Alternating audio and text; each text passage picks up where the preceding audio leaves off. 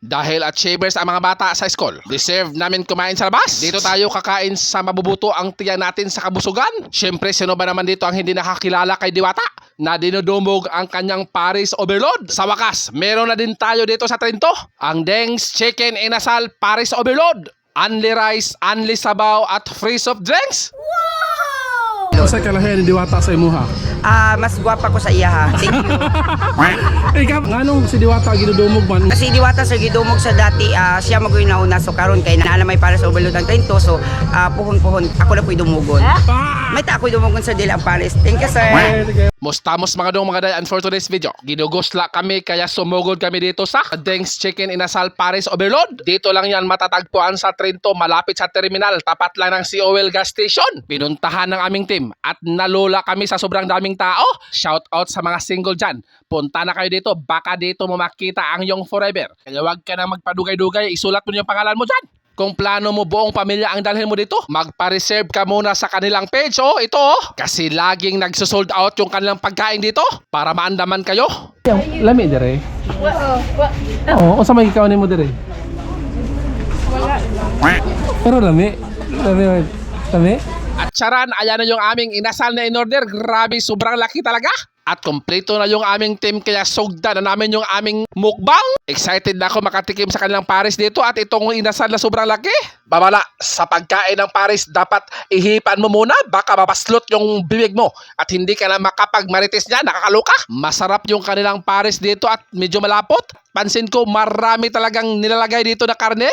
Ang sarap niya, nagka-crunchy sa bibig mo. Approve na approve yan kay Dodong oh. Sarap!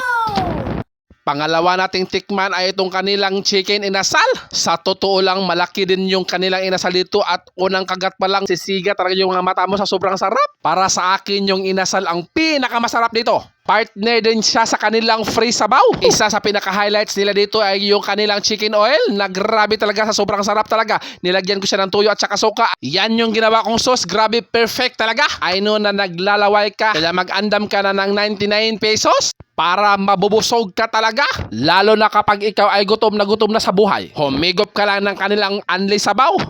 Kami ha? Kami? Sir, kanong sir. Oh, matawag kami.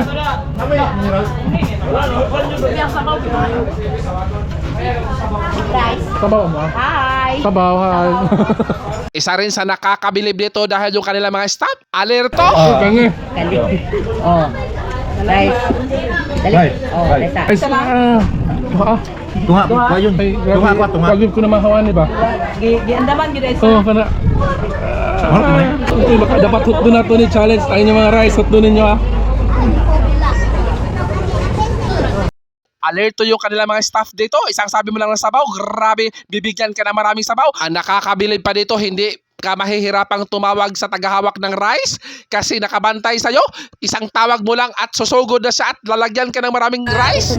Lechon Billy. Kilawan natin. Thank you.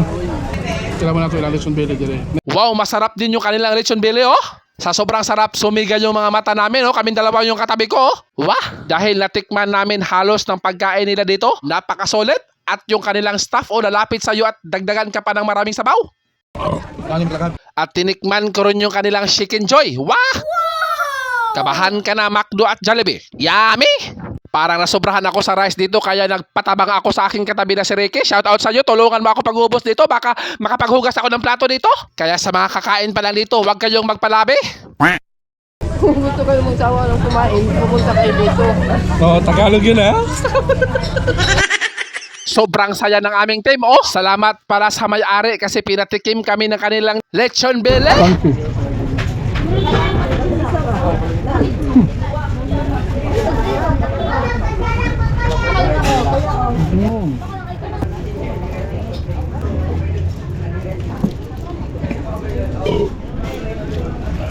Sa di inaasahang pangyayari, nawawala yung katabi kong si Ricky dito.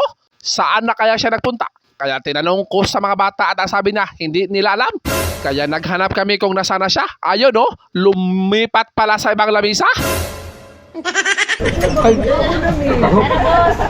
Salamat. Shout out. Hi. Salamat. Salamat ha. Nas lagi hatag na free macaroni. Oh, si Mother, tikman mo na. I'm sure masarap. Bawal ko naman. Shout out talaga sa may-ari ng resto na ito. Pinatikim tayo ng kanilang panghimagas. Mga kapuso, ang sarap. Balutin mo ako ng hiwaganang. Pero yung binalot namin ay yung mga bukog lang para sa mga aso, no? Umuwi kami ng bundat at dahil masarap, I shall return.